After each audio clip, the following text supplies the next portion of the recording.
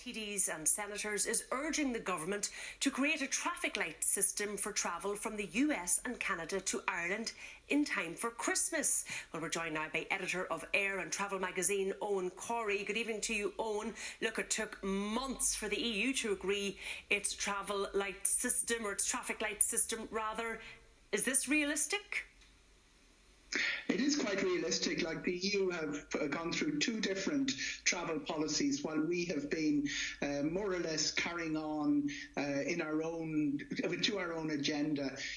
We have signed up to a part of the European traffic light system, not entirely, but it's very easy for us to say we're getting about 5 flights a day in from the United States. It's a parallel universe. It's like they're being ignored. Everybody has to quarantine who arrives on them. It's very easy to say, let's put a regime in place to allow business travellers to connect, because these are disproportionately important flights for the Irish economy. But just to be clear, the Transport Committee today wasn't just looking for this to apply to those who are coming to Ireland for essential travel. They wanted it to be extended to non-essential travel. They want a regime in place that makes it possible for people to come for non-essential as well. The way that shape is taking across Europe, Ciara, is that it usually requires a PCR test before you fly and one about 5 days after. They weren't specific on that. It's not their job to actually draw up the legislation.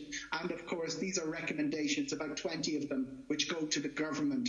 But it's quite clear that what they've heard from all the people who've come before that committee is that being disconnected makes no sense, and it makes no sense for health reasons, because imported cases are less than 1/4% of our infections.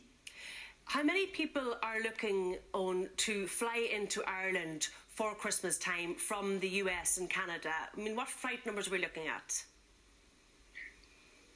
In general, we're getting 5 flights a day. Some of the frequencies are basically the 3 major cities: Boston, Chicago, JFK and Newark, and also Toronto. The flight frequencies are not being increased by Christmas, and the passenger numbers on those flights go up and down a little bit, but not much. We're not seeing a huge volume of bookings for Christmas, and you can tell because of prices, for instance, on the European flights. The price, for instance, on Christmas Eve to and from Birmingham, which would be a very difficult one to book at Christmas Eve, the prices went down in the last 24 hours. Something similar is happening from the USA side. There is traffic there, but very important, Irish people cannot get into the USA per se. They require an awful lot of paperwork. That's been strictly enforced. Americans come here, but they have to go through that 14-day quarantine. And what the Oireachtas committee are saying is we can, without dropping our safety standards, we can do the testing requirements that other countries are implementing. All right, we'll leave it there. Thanks as always, Eoghan Corry. Always a pleasure. And Fianna Fáil Senator Malcolm Byrne is still with us, and we're joined by Professor Aoife McLysaght, Professor of Genetics at Trinity College, Dublin. Professor, do you agree that this is the right time to open up the skies, allow non-essential travel? Unfortunately, no. I get to be the party pooper every time I speak.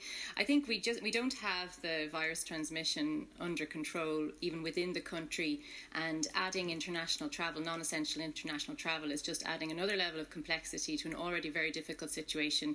So we need to get the virus transmission, to get it under control in the country first, and we probably need to keep the international travel restricted in terms of having quarantines and all of the other kinds of controls that are necessary to stop us re-importing and reseeding the pandemic again. But the traffic light system would mean, that people coming in from the US potentially would have to come in, restrict their movements for 5 days, show their PCR test if they want to breach that. Does that not put enough protections in place? I think if there's a potential for it to be done extremely well, but I don't know if we have the resources to do what is needed. We're already struggling to get the amount of testing we need to be done just for what we have within the country. It's not that it would be theoretically impossible. I just think it's practically and logistically too challenging in terms of if somebody could produce a test at the correct intervals to show, they arrived safe, and then after a couple of days, in terms of allowing for incubation and everything, that they were still clear, then that could be okay, but I just don't think it's practical. And so to have a practical thing to do, we need to restrict travel, because it's the only way of ensuring that we don't import the virus again. There's just one other thing that Transport Committee put in the report today, and that's that the PCR tests should be subsidised. Malcolm, no more than €50. Is that being considered by government? It is. We need to look at a way that we can obviously safely open air travel. And I agree with Aoife that it's probably not the right time at the moment, but it's going to be important, and particularly as with the rollout of the vaccine, that we allow people to travel, but that we have the testing at the airports. And I know that we've seen it in Frankfurt, in Reykjavik. There have been examples, people test before they fly and then they land and they're tested afterwards. I think some of it is also going to be around consumer confidence, that people will start to feel safe. The idea of subsidising those PCR tests is being considered? It's one of the issues that's on the agenda. I think we've got to, we're an island. We've got to look at ways whereby we can continue to have air travel back opening up, and it's particularly important for our airports, because if not, they're going to be in serious trouble